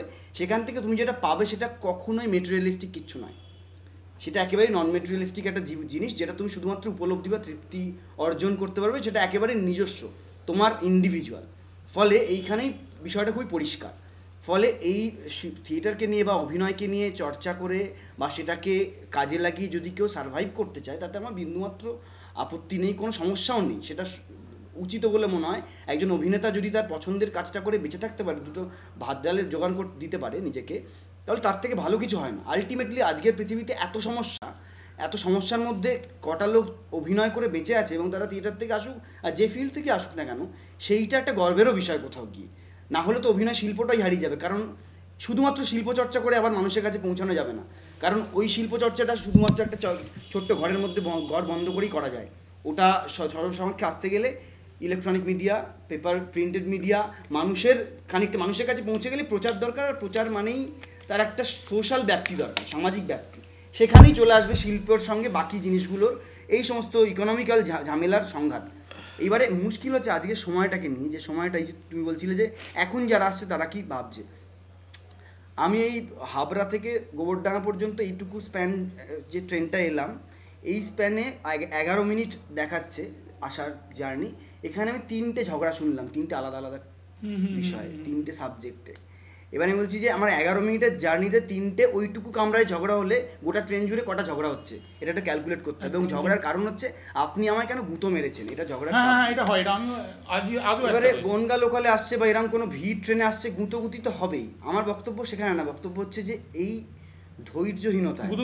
আজকে আমি পড়ে গেছি, ও তো এত ইমপেশেন্ট হয়ে যাচ্ছে মানুষ। এটা তো শুধুমাত্র আজকে এই বনগা লোকালের যাত্রীদের নয়, এটা গোটা জেনারেশনটা জুড়ে। আমি কেন বললাম এইটা আমরা হয়তো শেষ জেনারেশন যারা এই গল্পগুলো করতে পারবে, কারণ তাদের কাছে কোনো গল্পই থাকবে না শুধুমাত্র রেসে জেতা ছাড়া, যে কোন রেসটা আমি হারলাম, কোন রেসটা আমি জিতলাম। এইটাই আমি বলতে চাইছি যে এর পরের জেনারেশনটার জায়গা। ফলে আমার কাছে যারা আসছে তার প্রথম দিনই এসে বলছে আমি না সিরিয়াল করতে চাই, তার জন্য আপনারা কি কি ব্যবস্থা করতে পারেন। তো একে আমার বিগ নো ছাড়া তো কিছু বলার নেই না। আর আমি যেটা বিশ্বাস করি, তাহলে আমাকে আমার বিশ্বাসটাকে উপরে ফেলে দিয়ে একটা অন্য বিশ্বাসকে অ্যাডপ্ট করতে হবে, যেটা আমার এই বয়সে বা এতদিন জার্নির পর আর অসম্ভবই প্রায়। ফলে এরা একটা রিলস দেখার ধৈর্য নিয়ে জন্মেছে, মানে বড় হচ্ছে, সেটা ওই 15 সেকেন্ড। ঠিক থিয়েটারের প্রচার হচ্ছে রিলে, দুনিয়াটাই দুদিন পর রিলে চলে আসবে, সিলেবাসগুলো রিলে চলে আসবে, ফলে এখন গান রিলসেই আমরা পরীক্ষা ফার্স্ট দেবো। প্যারাটার বাইরে লোকে আর গাইতে পারে না, ওইটুকুই গিয়ে থেমে যায়। হ্যাঁ। ফলে এই 1 ঘন্টা 40 মিনিট বা 1.5 ঘন্টা থিয়েটার দেখা এবং তার জন্য যে 6 মাসের প্র্যাকটিস, একই ডায়ালগ বলা প্রতিদিন এসে রিহার্সালে এবং একই অভিনয় করা, একইভাবে কাঁদা, একইভাবে হাসা, এর যে একটা ধৈর্য, ওই জীবনটার তো একটা ধৈর্য আছে, ওই যাপনটার, এই যাপনটার সাথে কোনোভাবেই কানেক্টেড নয় জেনারেশন। মানে আমি খারাপ বলছি না, লোকে বললেই জেনারেশন খারাপ, জেনারেশন খুবই ভালো, অনেক বেশি টেক স্যাভি, অনেক বেশি আমাদের থেকে উন্নত, এবং অনেক অনেক বেশি বেশি সমস্যা জর্জরিতও বটে একেবারেই।